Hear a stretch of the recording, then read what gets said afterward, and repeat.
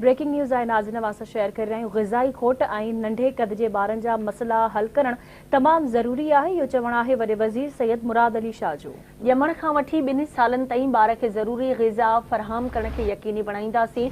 मुराद अली शाह जो चवणु आहे ॿार जी माउ जी सिहत जो बि सही इंतज़ाम कयो वियो आहे।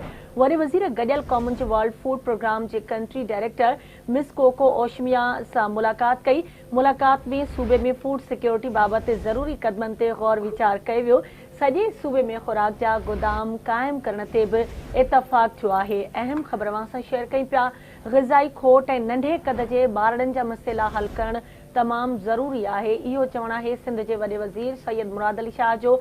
ॼमण खां वठी 2 सालनि ताईं ॿार खे ज़रूरी ग़िज़ा फ़राहम करण खे यक़ीनी बणाईंदासीं। ॿार जी माउ जी सिहत जो बि सही इंतज़ाम कयो वियो आहे। वॾे वज़ीर गॾियल क़ौमुनि जे वर्ल्ड फूड प्रोग्राम जी कंट्री डायरेक्टर मिस कोको ओशियामा सां मुलाक़ात कई। मुलाक़ात में सूबे में फूड सिक्योरिटी बाबति ज़रूरी क़दमनि ते ग़ौर वीचार कयो वियो।